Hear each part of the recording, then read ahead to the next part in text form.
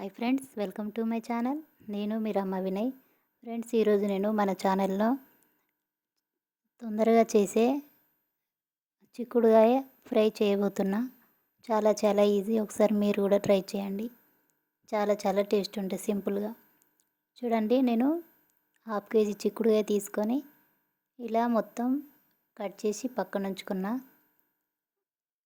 ఇలా కట్ చేయడం వలన తొందరగా ఫ్రై అవుతుంది. మరీ చిన్నగా కట్ చేయొద్దు, మరీ పెద్దగా కట్ చేయొద్దు, నార్మల్ సైజులో. ఫ్రెండ్స్ చూడండి, ఒక గిన్నె తీసుకొని గిన్నె వేడెక్కాక ఒక 2 స్పూన్ల నూనె వేసుకొని, నూనె వేడెక్కాక జీలకర్ర, ఆవాలు,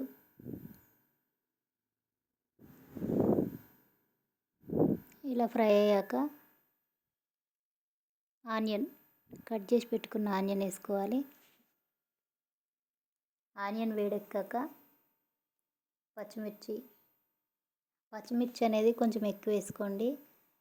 ఈ ప్లేస్లో మీరు కారప్పొడి కూడా వేసుకోవచ్చు, కానీ నేను పచ్చిమిర్చితోనే చేస్తున్నా. చూడండి, ఇలా గోల్డెన్ కలర్ వచ్చేలా ఫ్రై కావాలి.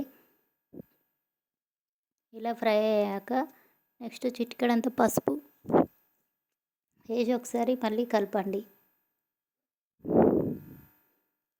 కలుపుకున్నాక నెక్స్ట్ అల్లం వెల్లుల్లి పేస్టు వేసి సిమ్లో ఉంచండి గ్యాస్ అనేది.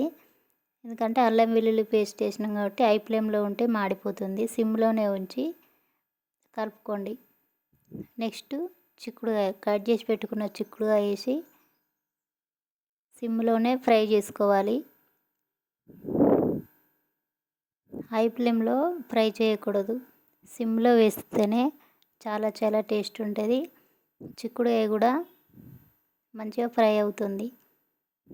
ఇలా మూత పెట్టి ఫ్రై చేసుకోవాలి. మూత పెట్టి మధ్యలో కలుపుతూ ఉండండి. టమాటా వేసుకోవాలి. కలిపాను. నెక్స్ట్ టమాటాలు వేసుకున్నాక చిటికెడంతా ఉప్పు వేసుకోండి. ఉప్పు వేసుకొని మొత్తం కలపండి. వీటిని కూడా టమాటా అనేది ఫ్రై అవ్వడానికి మూత పెట్టి సిమ్లోనే ఉడికించాలి.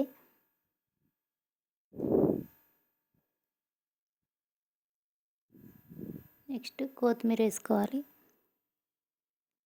ఓకే అండి, కర్రీ కంప్లీట్ అయింది. ఒకసారి మీరు కూడా ట్రై చేయండి. చాలా బాగుంటుంది. ఎవరికైనా నచ్చితే కనుక నా ఛానల్ని సబ్స్క్రైబ్ చేయండి, లైక్ చేయండి, కామెంట్ చేయండి. కొత్తగా చూసేవారు ఉంటే కనుక సబ్స్క్రైబ్ చేసుకోండి. ఎంతో రుచికరమైన చిక్కుడుకాయ ఫ్రై కంప్లీట్ అయింది. ఇలా ఒకసారి చేసి చూడండి, చాలా టేస్ట్ ఉంటుంది.